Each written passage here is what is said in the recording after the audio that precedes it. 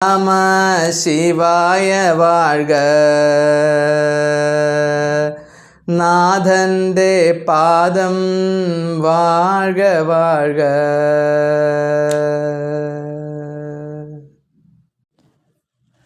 മാണിക്യവാചക സ്വാമിയുടെ തിരുവാചകത്തിലെ അടുത്ത ചില പദ്യങ്ങളിലേക്ക് നമുക്ക് കടക്കാം. ഇവിടെ ശിവദർശനം ലഭിച്ച മാണിക്യവാചകർ തൻ്റെ മഹാനുഭൂതിയെ വാക്കുകളിലൂടെ ആവിഷ്കരിക്കാൻ ശ്രമിക്കുന്ന കാഴ്ചയാണ് നാം കണ്ടുകൊണ്ടിരിക്കുന്നത്. നോക്കൂ. അർച്ചനയാകും വിളനിലം തന്നിൽ ഭക്തിയാകും വിത്ത് വിതച്ചോർ ഉഴവന്മാരാം നിന്നടിയോന്മാർ ഉണ്ണാൻ സൽഫലമേകുന്നോൻ വിണ്ടലത്തിൽ കൊണ്ടൽ കണക്കെ മേവിടുന്നൊരീശ്വരൻ വാഴുക. ഈശൻ വാഴുക.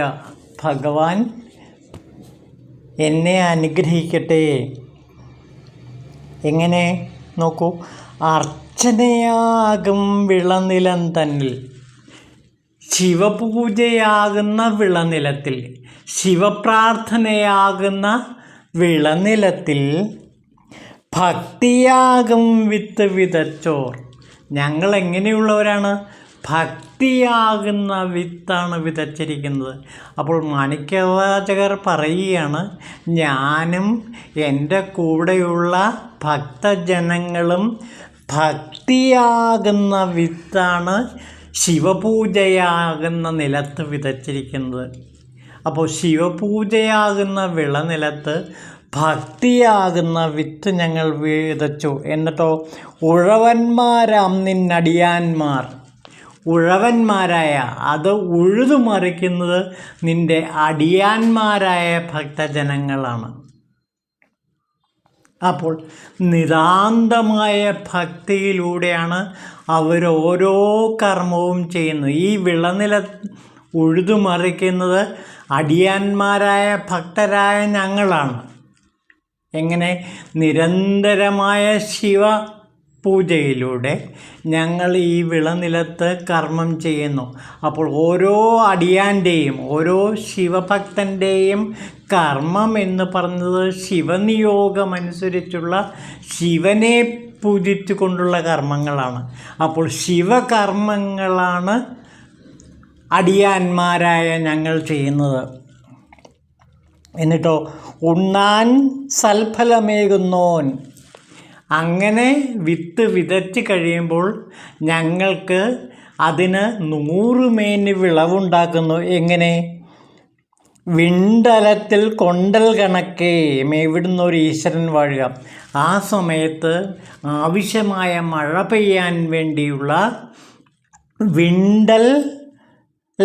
വിണ്ടലം ആകാശം, ആകാശത്തിൽ കൊണ്ടൽ പോലെ കാർമേഘം പോലെ അങ്ങ് നിലകൊള്ളുന്നു. എന്നിട്ട് വേണ്ട സമയത്ത് വേണ്ട തരത്തിൽ മഴ പെയ്യിച്ച് ആ വിത്തുകളെ വലുതാക്കി വളർത്തി ഞങ്ങൾക്ക് സൽഫലമേകുന്നു. ഉണ്ണാൻ വേണ്ടി, ഞങ്ങൾക്ക് ഭക്ഷണത്തിന് വേണ്ടി അങ്ങ് ഉണ്ണാൻ സൽഫലമേകുന്നു. ഈ അവസ്ഥയിൽ അങ്ങാണ് സകലതും എന്നാണ് മാണിക്യവാചകർ പറയുന്നത്. ഞങ്ങൾ ഭക്തിയാകുന്ന വിളനിലത്തിലാണ് അങ്ങയുടെ കർമ്മം ചെയ്യുന്നത്. ഭക്തിയാകുന്ന കർമ്മം ചെയ്തുകൊണ്ടിരിക്കുകയാണ്. ആ ഭക്തിയാകുന്ന കർമ്മത്തിൽ വിത്തെന്താണ്? ഭക്തിയാകും വിത്ത് വിതച്ചിരിക്കുന്നു. ഭക്തിയാകുന്ന വിത്താണ് വിതച്ചിരിക്കുന്നത്. അപ്പോൾ ഒരു ശിവഭക്തന് മാത്രമേ ശിവനെ ദർശിക്കാൻ കഴിയൂ എന്നാണ് പറയുന്നത്. അയാൾക്ക് അതിൻ്റെ സത്ഫലമായി കിട്ടുന്നത് ശിവദർശനമാണ്. അതായത് വിളനിലം, ശിവൻ പൂജ ചെയ്യുമ്പോൾ, ശിവനെ നിരന്തരം പ്രാർത്ഥിക്കുമ്പോൾ ഒരാൾക്ക് കിട്ടുന്ന അനുഭൂതി ഭക്തിയാണ്, ഭക്തിരസമാണ്. ആ ഭക്തിരസം നുകർന്നുകൊണ്ട് ശിവപൂജ ചെയ്യുമ്പോൾ ആ വിളനിലത്തിൽ ഭക്തിയാകുന്ന വിത്ത് വിതച്ചതുകൊണ്ട് ആ ഭക്തി 100 മേനി വിളയുന്നു. അങ്ങനെ 100 മേനി വിളയിക്കുന്നത് അല്ലയോ ഭഗവാൻ അങ്ങാണ്. അങ്ങയുടെ ഇച്ഛയ്ക്കൊത്ത് ഈ അടിയാന്മാരായ ഞങ്ങൾ ഓരോരോ കർമ്മങ്ങൾ ചെയ്യുന്നു. എങ്ങനെയുള്ള കർമ്മങ്ങൾ? ശിവകർമ്മങ്ങൾ ചെയ്യുന്നു. അങ്ങനെ ശിവകർമ്മങ്ങൾ ചെയ്യുമ്പോൾ ഞങ്ങളുടെ നിത്യവൃത്തിക്ക് ഊണ് കഴിക്കാനുള്ള സത്ഫലത്തെ അങ്ങ് നൽകുന്നു. അപ്പോൾ നമ്മുടെ ജീവിതത്തെ മുന്നോട്ടേക്ക് കൊണ്ടുപോകുന്നതും നമ്മളുടെ ജീവിതത്തെ ഭൗതികവും ആത്മീയവുമായ സുഖങ്ങൾ കൊണ്ട് നിറയ്ക്കുന്നതും അല്ലയോ ഭഗവാൻ അവിടെ നിന്നാണ്. അപ്പോൾ ഭൗതികമായ നേട്ടങ്ങൾ തരുന്നതും അല്ലയോ ഭഗവാൻ അവിടെ നിന്നാണ്. ഭൗതികമായ നേട്ടങ്ങൾക്കപ്പുറം ആത്മീയമായ ഉത്കർഷം തരുന്നതും അങ്ങാണ്. അങ്ങനെ ശിവദർശനം അങ്ങ് ഞങ്ങൾക്ക് നൽകുന്നു. അതോടുകൂടി ഞങ്ങളുടെ ജീവിതം ധന്യമാകുന്നു. ഇനി അങ്ങ് എങ്ങനെയുള്ളവനാണെന്ന് പറയണം. പണമെടുത്താടും കരിനാഗത്തെ അരയിലണിയും ഈശൻ വാഴുക. ശിവൻ എങ്ങനെയുള്ളവനാണ്? പണമെടുത്താടും കരുനാഗത്തെ, പത്തി വിടർത്തിക്കൊണ്ട് ആടുന്ന കരിമൂർഖനെ അരയിലണിയുന്നവനാണ് അങ്ങ്. അങ്ങ് അരയിൽ ആരെയാണ് അണിയുന്നത്? മൂർഖൻ പാമ്പിനെയാണ്. എങ്ങനെ? പത്തി വിടർത്തി ആടിക്കൊണ്ടിരിക്കുന്ന മൂർഖൻ പാമ്പിനെയാണ് അങ്ങ് അരയിൽ ധരിച്ചിരിക്കുന്നത്. അപ്പോൾ ഇവിടെ പാമ്പിനെയാണ്, വിഷപ്പാമ്പിനെയാണ് അരയിൽ ധരിച്ചിരിക്കുന്നത് എന്ന് വെച്ചാൽ അതിനർത്ഥം ഈ പാമ്പ് എന്താണ്? ശരിക്കും അത് മായയാണ്. പാമ്പ് എന്നുള്ളതൊരു പ്രതീകമാണ്. പാമ്പ് എന്തിൻ്റെ പ്രതീകമാണ്? ശിവനിൽ കാണുന്ന പാമ്പ് മായയുടെ പ്രതീകമാണ്. മായയാണ് ശിവൻ അരയിൽ അണിഞ്ഞിരിക്കുന്നത്. പിന്നെ അതെങ്ങനെയുള്ളതാണ്? വിഷനാഗമാണ്. ആ വിഷം, ഉള്ളിൽ നിറയെ വിഷമാണ്. ഇവിടെ വിഷം എന്ന് വെച്ചാൽ അവിദ്യ. അപ്പോൾ മായയും അവിദ്യയെയുമാണ് അങ്ങ് അരയിൽ ധരിച്ചിരിക്കുന്നത്.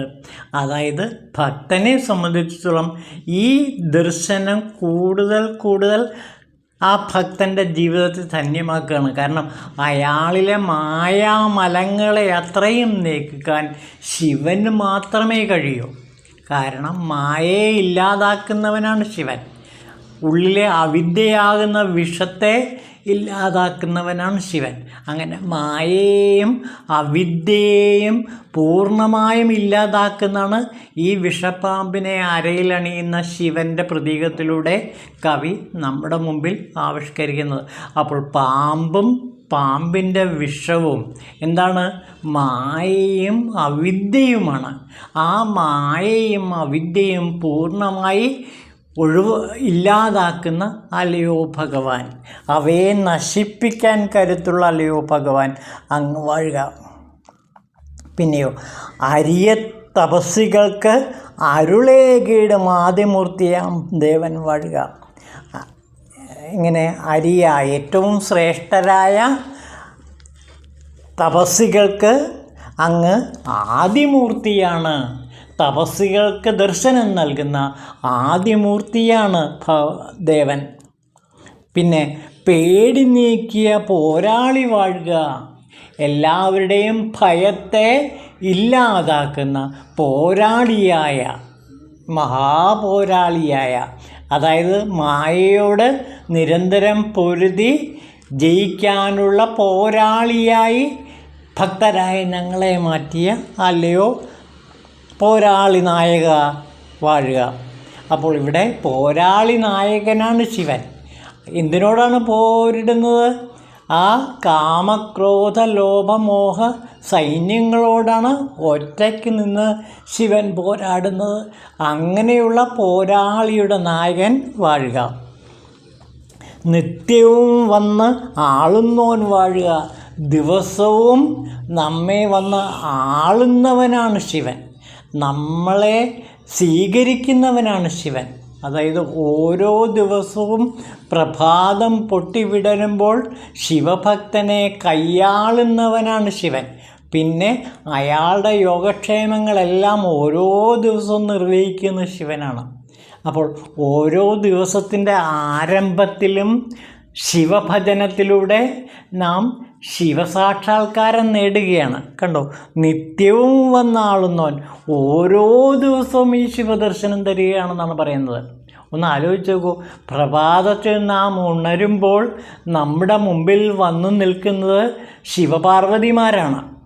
അപ്പോൾ ഓരോ ദിവസത്തിൻ്റെ പ്രഭാതത്തിലും നാം കാണുന്ന ആദ്യ ചിത്രം ശിവപാർവതിമാരുടേതാണ്. അപ്പോൾ ഓരോ ദിവസവും ആരംഭിക്കുന്നത് ശിവദർശനത്തോടെയാണ്. അത് നമുക്ക് നൽകുന്ന ഒരു വാഗ്ദാനം കൂടിയാണിവിടെ. മാണിക്യവാചകർ തരുന്ന ഒരു വലിയ വാഗ്ദാനമാണിത്. നിത്യവും വന്ന് ആളുന്നോൻ വാഴുക, നിത്യവും എൻ്റെ മുന്നിൽ എനിക്ക് ദർശനം നൽകുന്ന, അതായത് എല്ലായ്പ്പോഴും എനിക്കങ്ങ് ദർശനം നൽകുന്നു. ശിവദർശനത്തിലാണ് ഞാൻ മുഴുകിക്കഴിയുന്നത്. 24 മണിക്കൂറും ശിവനെ കണ്ടുകൊണ്ടാണ് ഞാൻ ജീവിക്കുന്നത്. ഓരോ നിമിഷവും ശിവദർശനത്തിലാണ് ഞാൻ ജീവിക്കുന്നത്. അപ്പോൾ ഈ വാക്കുകൾ പറയുമ്പോൾ, തിരുവാചകം പഠിക്കുമ്പോഴും, അതേപോലെ തന്നെ തിരുവാചകം കേൾക്കുമ്പോഴും, അതുപോലെ തന്നെ ജീവിതത്തിലെ ഓരോരോ ജോലികൾ നാം ചെയ്യുമ്പോഴുമെല്ലാം ശിവൻ നിത്യേന നമ്മുടെ മുമ്പിൽ വന്നു നിൽക്കുന്നു. എല്ലായ്പ്പോഴും നിത്യവും നമ്മളെ വന്ന് ആളുന്നവനാണ് ശിവൻ.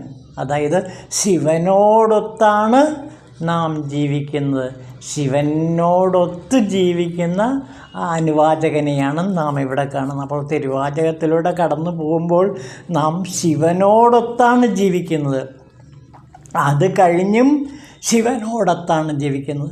അപ്പോൾ പ്രഭാതത്തിൽ ശിവദർശനം കാണുക എന്ന് വെച്ചാൽ ഈ തിരുവാചകം വായിക്കുക എന്നാണ് അർത്ഥം. പ്രഭാതത്തിൽ തിരുവാചകം വായിക്കുമ്പോൾ നാം അനുഭവിക്കുന്നത് ശിവദർശനമാണ്. അന്നത്തെ ദിവസം മുഴുവനും ശിവൻ നമ്മുടെ കൂടെ ഉണ്ടാകും. അപ്പോൾ പ്രഭാതത്തിൽ ആരാണോ തിരുവാചകം കേൾക്കുന്നത്, ആരാണോ അത് വായിക്കുന്നത്, ആ സമയത്ത് തീർച്ചയായിട്ടും ശിവൻ വന്ന് മുമ്പിൽ പ്രത്യക്ഷപ്പെടുകയും അന്നേ ദിവസം മുഴുവനും ശിവൻ നമ്മുടെ കൂടെ ഉണ്ടാകുകയും ചെയ്യുന്നു. ഓരോ ദിവസവും അതാണ്, ഓരോ ദിവസവും ശിവൻ നമ്മോടൊത്ത് നിൽക്കുന്നു. എന്തൊരു മഹനീയമായ കാഴ്ചയാണ് ഇവിടെ മാണിക്യവാചകർ ചിത്രീകരിക്കുന്നത്. നോക്കൂ, ഓരോ നിമിഷത്തിലും ശിവദർശനം നുകരാൻ കഴിയുക, 24 മണിക്കൂറും ശിവനോടൊത്ത് ജീവിക്കാൻ കഴിയുക, ശിവചിന്തയിൽ മുഴുകി കഴിയാൻ പറ്റുക, ചെയ്യുന്ന ഓരോ കർമ്മവും ശിവകർമ്മമായി മാറുക. അതാണ് ഏറ്റവും ശ്രദ്ധേയം. നമ്മൾ ചെയ്യുന്ന ഓരോ ജോലിയും ശിവകർമ്മമായി മാറുന്നു. നമ്മൾ ശ്വസിക്കുന്ന ഓരോ ശ്വാസോച്ഛ്വാസവും ശിവദർശനമായി മാറുന്നു. അപ്പോൾ നാം എടുക്കുന്ന നമ്മുടെ ഹൃദയമിടിപ്പ് തന്നെ ശിവൻ്റെ ഹൃദയമിടിപ്പായി മാറുന്നു. ഹൃദയവാസിയായ ശിവൻ എപ്പോഴും നമ്മുടെ കൂടെയുണ്ട്. അപ്പോൾ ഇത് വായിക്കുമ്പോൾ നമുക്ക് അനുഭവപ്പെടുന്നതും ഈ ശിവസാമീപ്യമാണ്. പിന്നെയോ, ചൂഴും തുമ്പം തീർപ്പവൻ വാഴുക. നമ്മളെ ചൂഴ്ന്നു നിൽക്കുന്ന ആ ദുഃഖത്തെ മുഴുവനും ഇല്ലാതാക്കുന്നവനാണ് ശിവൻ. ജീവിതത്തിൽ ഈ കർമ്മപ്രപഞ്ചത്തിൽ 100 ദുഃഖങ്ങൾ നമ്മെ അലട്ടും. ആ ദുഃഖങ്ങളെയെല്ലാം ഇല്ലാതാക്കുന്നവൻ ശിവനാണ്. അപ്പോൾ ഒരു ശിവഭക്തന് ഒന്നിനെക്കുറിച്ചും പേടിക്കേണ്ടതില്ല. അതാണ്, അഭയം അവന് ലഭിച്ചിരിക്കുന്നു. ഒരു ശിവഭക്തനെ സംബന്ധിച്ചിടത്തോളം അയാൾക്ക് പിന്നെ ജീവിതത്തിൽ ഒന്നിനെയും ഭയപ്പെടേണ്ടതില്ല. അയാളുടെ ജീവിതം ഏറ്റവും സുരക്ഷിതമാണ്. കാരണം എന്താ, ശിവൻ എപ്പോഴും അയാളുടെ കൂടെ തന്നെയുണ്ട്. അയാൾക്ക് എപ്പോഴും ദർശനം നൽകിക്കൊണ്ട് അയാൾ ഹൃദയവാസിയായ ശിവൻ പരിലസിക്കുന്നു. അങ്ങനെയുള്ള ശിവൻ ഉള്ളപ്പോൾ എന്തിനാണ് പിന്നെ ഭയപ്പെടുന്നത്? ഭയപ്പെടേണ്ട ആവശ്യമൊന്നുമില്ല. മാത്രമല്ല, ജീവിതത്തിലെ എല്ലാ ദുഃഖങ്ങളും മധുരമായി മാറുന്നൊരവസ്ഥയും നാം കാണുന്നു. അപ്പോൾ ദുഃഖങ്ങളെ മധുരമാക്കി മാറ്റാനുള്ള,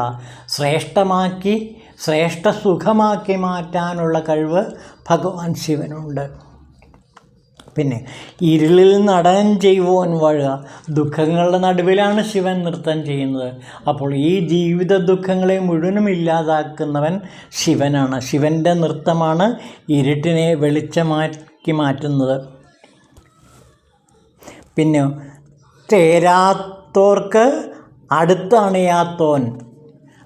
ശിവനെ ഭജിക്കാത്തവർക്ക് ഒരിക്കലും ശിവദർശനം ലഭിക്കില്ല. ചേരാത്തവർക്ക്, ശിവനോട് ചേരാത്തവർക്ക് ഒരിക്കലും ശിവനെ കാണാൻ കഴിയില്ല. ഭക്തർക്ക് ക്ഷേമനിധി നീ വാഴുക. ഭക്തന്മാർക്കാകട്ടെ എപ്പോഴും അവരുടെ കൂടെ തന്നെ ശിവനുണ്ടാകും. പണമെടുത്താടും നഞ്ഞുപാമ്പിനെ ഉടലിലണിയും നമ്പി പോറ്റി. നേരത്തെ പറഞ്ഞത് തന്നെയാണ് ഇവിടെ. പണമെടുത്താടും പാമ്പിനെ, അതായത് പത്തി വിടർത്തിയാടുന്ന മായയാകുന്ന കരിമൂർഖനെ എടുത്ത് അരയിൽ ചുറ്റുന്നവനാണ് ഭഗവാൻ. നഞ്ഞുപാമ്പിനെ, ഇവിടെ അതും കൂടെ ശ്രദ്ധിക്കുക, വിഷം നിറഞ്ഞ പാമ്പിനെ, അവിദ്യ കൊണ്ട് നിറഞ്ഞ പാമ്പിനെ കീഴ്പ്പെടുത്തിയവനാണ് ശിവൻ. അങ്ങനെ പണമെടുത്താടും നഞ്ചു പാമ്പിനെ ഉടലിലണിയും നമ്പി പോറ്റി. ചേരാത്തവർക്ക് അകന്നിരിപ്പോൻ പോറ്റി. ശിവനെ ഓർക്കാത്തവർക്ക് ഒരിക്കലും ശിവൻ അടുത്തു വരില്ല. ഉന്മാദമെനിക്കേകിയ പെരിയോൻ പോറ്റി. ഭക്തിയുടെ ഉന്മാദ ലഹരി എനിക്ക് നൽകിയ അല്ലയോ പെരിയോനായ പോറ്റി. ഉന്മാദം എനിക്കേകിയ പെരിയോൻ പോറ്റി. വിഭൂതി അണിഞ്ഞ വല്ലഭൻ പോറ്റി. ദിശകൾ നാലിൽ നടപ്പവൻ നടന്നും കിടപ്പവ കിടന്നും നിൽപ്പവ നിന്നും നിലനിർത്തിയിടുന്നവനായി വിളങ്ങി. അപ്പോൾ എല്ലാ ദിശകളെയും കാത്തു രക്ഷിക്കുന്ന, 8 ദിക്കുകളെയും കാത്തു രക്ഷിക്കുന്ന ഭഗവാനെ അങ്ങ് ഇരിക്കുകയും കിടക്കുകയും നിൽക്കുകയും ചെയ്യുന്നവനാണ്. അതായത് സൃഷ്ടിസ്ഥിതി സംഹാരങ്ങളെല്ലാം നിർവഹിക്കുന്നവനാണ്. ദിശകൾ കാത്തുകൊണ്ട് എല്ലാ സൃഷ്ടിയും സ്ഥിതിയും ലയവും അങ്ങ് നടത്തുന്നു. ചൊല്ലിനും വാക്കിനും അപ്പുറം മേവി ഉള്ളിലെ ഉണർവാൽ അറിയാൻ വയ്യ. ചൊല്ലിനും വാക്കിനും അപ്പുറം, വാക്കുകൾക്ക് അപ്പുറമാണ് ശിവൻ.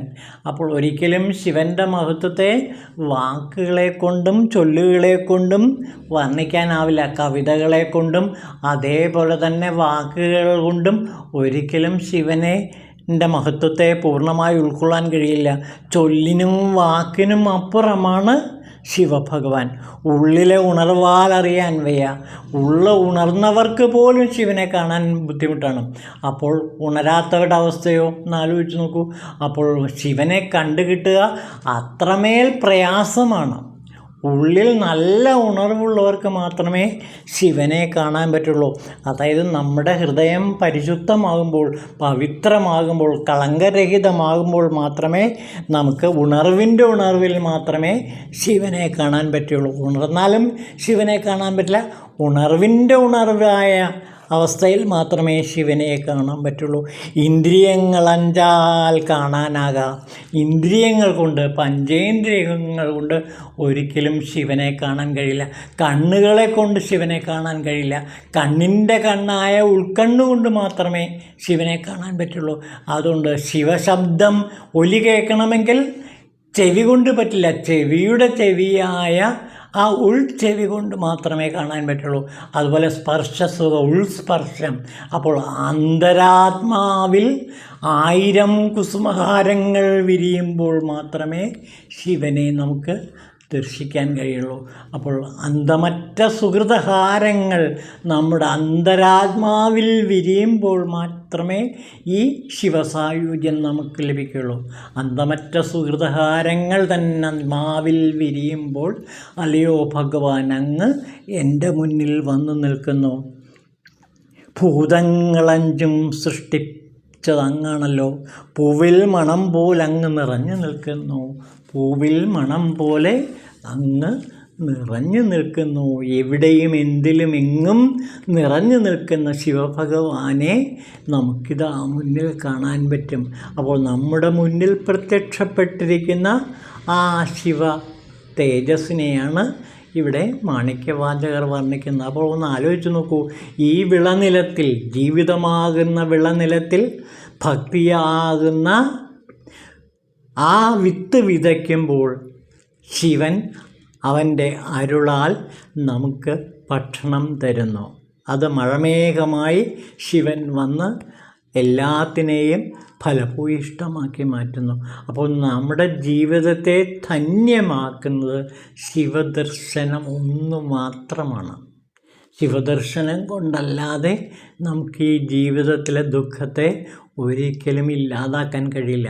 അപ്പോൾ ഈ മർത്യജീവിതത്തിൽ, ദുഃഖം നിറഞ്ഞ മർത്യജീവിതത്തിൽ ദുഃഖത്തിൽ നിന്ന് രക്ഷപ്പെടാനുള്ള ഒരേ ഒരു ഉപാധിയാണ് ഈ ഈശപൂജ. അതേപോലെ തന്നെ നമ്മുടെ മനസ്സിൽ ഭയത്തിൽ നിന്ന് രക്ഷപ്പെടണമെങ്കിൽ നാം അഭയസ്വരൂപനായ ശിവനെ സ്വന്തമാക്കുക തന്നെ വേണം. അങ്ങനെ ശിവനും ഞാനും ഒന്നാണ് എന്നുള്ള അവസ്ഥ, എൻ്റെ ഹൃദയവാസിയാണ് ശിവൻ എന്ന അവസ്ഥ ഇവിടെ മാണിക്യവാചകർ നമുക്ക് അനുഭവപ്പെടുത്തി തരുന്നു. അതാണ് ഇതിൻ്റെ പ്രത്യേകത. ശിവനെ നമുക്ക് അനുഭവപ്പെടുത്തി തരികയാണ്, കാണിച്ചു തരികയില്ല, നമ്മെ അനുഭവപ്പെടുന്നു. ഇതാ ശിവാനുഭൂതി എന്നിൽ നിറഞ്ഞിരിക്കുന്നു എന്നുള്ള ആ അനുഭവത്തിലേക്ക് നമ്മെ നയിക്കുന്നു. അനുഭവമാകുന്ന ശിവനെ ആണ് നാം ഇവിടെ ഉൾക്കൊള്ളുന്നത്. ഈ ഉൾക്കൊള്ളൽ, ഈ അരുൾ, ഈ പ്രപഞ്ചത്തെ മുഴുവനും തന്നിൽ ലയിപ്പിക്കുന്ന ആ ശിവപ്രേമത്തിൻ്റെ മഹാലോകത്തിലേക്ക് ഇതാ ഭഗവാൻ നമ്മളെ കൈപിടിച്ച് നയിച്ചിരിക്കുന്നു. അങ്ങനെ ശിവദർശനത്തിലൂടെ, ശിവഭക്തിയിലൂടെ നാം തിരുവാചകത്തിൻ്റെ ഉള്ളായ ഈ ആത്മദർശനത്തിലേക്ക്, ഞാൻ എന്നെ തന്നെ കണ്ടെത്തുന്ന അവസ്ഥയിലേക്ക്, അതാണ് ഇവിടെ പ്രത്യേകത. എൻ്റെ ഉണ്മയെ ഞാൻ കണ്ടെത്തുന്നു, ഞാൻ ആരാണ് എന്ന് ഞാൻ തന്നെ കണ്ടെത്തുന്നു, ഞാൻ ശിവനാണ്, ശിവോഹം എന്ന ആ അവസ്ഥയിലേക്ക് നമ്മെ നയിക്കാൻ തിരുവാചകം നമ്മെ സഹായിക്കുന്നു. ഇതാണ് തിരുവാചകത്തിൻ്റെ മഹത്വം. എന്നിലെ ശിവനെ എനിക്ക് കാണിച്ചു തരുന്ന വാക്കുകൾ കൊണ്ട് തുന്നിപ്പിടിപ്പിച്ച ഒരു രത്നപേടകമാണ് ഇവിടെ തിരുവാചകം എന്ന് പറയുന്നത്. അപ്പോൾ തിരുവാചകത്തിലൂടെ നാം ഈശ്വര സാക്ഷാത്കാരത്തിലേക്കാണ് എത്തിച്ചേരുന്നത്. ഓം ശിവായ നമഃ.